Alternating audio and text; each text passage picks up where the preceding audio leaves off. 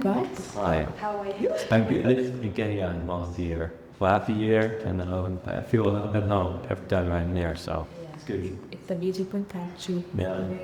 Friendly. You're back to your family. Sure. Well, so what inspired you to start Sevi? So actually, I'm a software developer, tech guy. We developed some software for microfinance here in Kenya.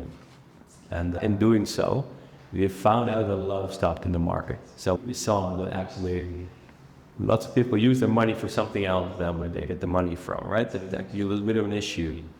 We just didn't believe everything was like consumer trading. It was a bit of, I don't know, didn't feel too right actually.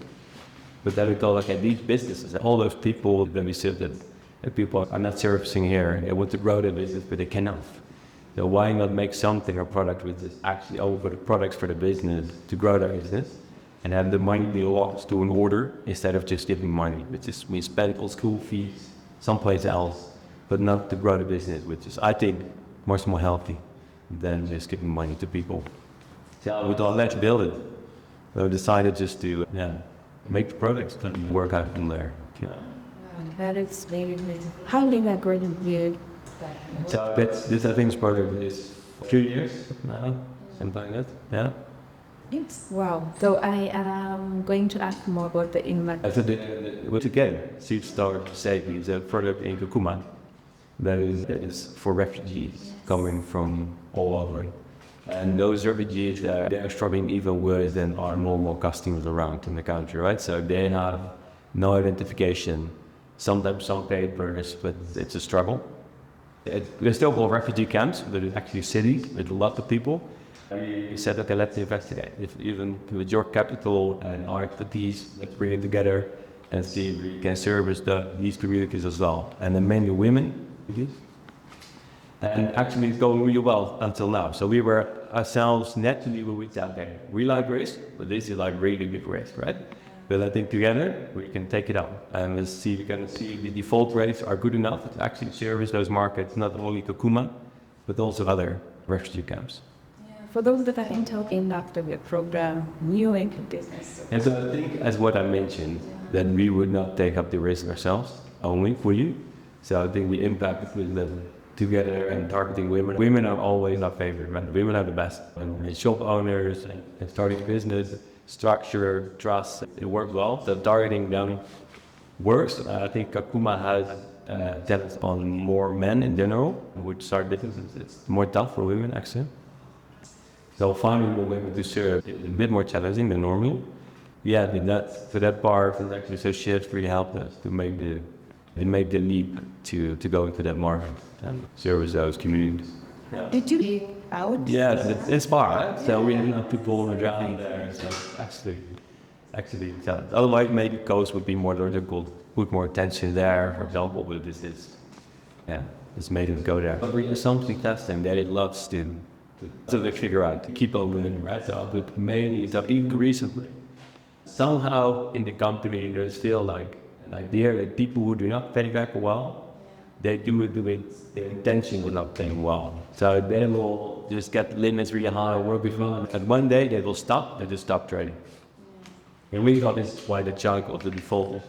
But after looking into it more deeply and analyzing everything, we found out actually that's not the case. So people don't default with bad intentions. They really try, they do their best actually to repay their loan, to get a new work, increase their limit. But so you can see in data actually their struggle. So it's much easier to be soft than as well, right? So instead of, okay, with bad intentions, they come to us. But that's just a real small percentage. So from learnings, just to see it in the graph, right? So that just helps to get more insight on our customers and our assumptions, maybe how something is totally different, right? So the same as, so we as a company, we said we do everything with a smile, right? So whatever every department, everyone who's around, even after elections, we say, we are not guys with good dogs chasing people. And that's improving and working really well, right? For people that want to respect and they want to feel that we're there to support them, to reach actually an impact for them. So, yeah, and that's on the impact part, right? So the fairs, I think once we started, like even half a year, we had this merchant, this woman called and she was You had this one store doing this the same thing as everybody's doing. But after half a year, when you get the numbers, and so that's quite something, right? That this one has a lot of credit and what's going on. So you go with liquid output, what is happening? So in that time, in a period only half a year, you open 5 other stores, employ people through the credit. So I live in a tunnel, right? So I just on go, tax, and then you see actually what's going on always. But it was like the first wake up. Okay, wow, we're actually doing something with impact. And of course, you knew somehow, and they're thinking from starting down on our impact, which is, actually, I found these numbers always a bit extreme. That 60% are expanding their businesses, which I think is much smaller. But anyway, so 80% would be saving more and all kinds of impact. That we read as a company, it's fantastic. But just like an individual case, just go there, understanding what happened to that actually hit me, right? So, and then it's more concretely. That's why I love what I do. Yeah. And really, it's really brilliant. You see this, let's say, for example, the 60% that were able to improve their confidence that way, just because of having this available like credit. Yeah, I agree that sometimes just going in the ground and listening to them makes you see beyond the tech. I've heard Makes you see the actual impact of the work like you do, and it's super beautiful, especially because already we are working with suppliers, with the retailers, and then customers, people who often don't necessarily trust each other and just informal, especially the informal settlements, for instance, like government. So how do you, just speaking more about impact, how are you creating trust, ensuring that there is trust in the kingdom? So the lack of trust is just like if you are a big supplier, right? So if you deliver your goods to a merchant, normally what happens, you expect them to repay. In a week time or 2 weeks time, they repay you. That is just not happening. So that's the lack of trust, right? So that's actually it happens, but that big chunk is not doing it. They don't pay back, and then you are screwed as a seller also because you lose customer, right? That is super expensive. So the customer lifetime value is dropping hard. So that's the first thing. So as a seller, if you cannot deliver your goods, if you do the credits, you have this problem. Then if you do not provide credit, that's maybe not a trust issue. You cannot sell because they don't have the liquidity. These merchants don't have cash to pay your products. So that's where we come in, right? So we built the trust to say to the seller, okay, you don't have to trust this merchant anymore. You don't have to take measures to make sure they pay, change them, whatever, right? So they're a customer, you want to do something good, and then you can change them for money, and this doesn't work. So we said, okay, let us take over that part. So we work also, with big sellers. You deliver your goods, you get your money, and we make sure that we work with a smile to these merchants, right? And make sure that they pay or find a way to make sure they can grow their business. So that's how we solve the trust issue between Then you have the fund, people bringing in money.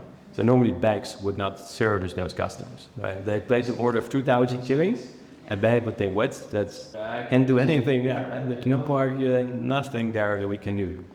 But because we bundle all of them in one single fund, it's then we see the numbers and with default rate and know exactly what's going on. It's much easier at the bank than to step in and say, okay, this is just like a super big seller. Let me just step in and provide the fund money for it. So it's not an individual anymore, but they group together actually then in our platform to be able to get access to cheap capital, still through the bank in the long run. So now it's our money, but in the long run, we believe it will be back. So you have the financial also. There's a trust problem, of course, to the individual merchants, which we solve by bringing them together. Do you have any other thing you'd like to say? For the people watching. So maybe some lessons just for me as an entrepreneur. I think also in marketing, just to focus always on the problem and not on the product. So as I love products, and so focus on the product always, but actually we should focus on the impact and on the people and on the problem that we actually solve. And that is the lesson with always having distracted by building something beautiful. And the impact and the people and the problem that we solve there is super important and should be always the focus first. is really beautiful. It's good to build something beautiful, but the focus should actually be on the end users and the people that you're serving. So, That reminds me of the question, which is, what is the best advice you've received? it's in the problem. Okay. Focus on the problem. Yes. And if somebody, if another person is thinking about applying for the shift program, Yes. what would you tell them? Is it Go for it. Just, especially for challenges which you think might be hard, like outside comfort zone, or if you have ambition to do something with impact, then it makes sense to have other partners. So we are aligned on a goal, right? To bring people to a healthy living standards. Having others doing it on your own as a company, sometimes it's more tough than finding others around you who can have a shared goal. So, yeah, that's all about it. I love that because it aligns so much with one of the Seedstars values out of your comfort zone, actually. Do one thing that scares you every day. Okay. So, Yeah, very good advice. Yes. one day you're doing something that positive things, of course. But anyway, I think we're done. Thank you. Bye.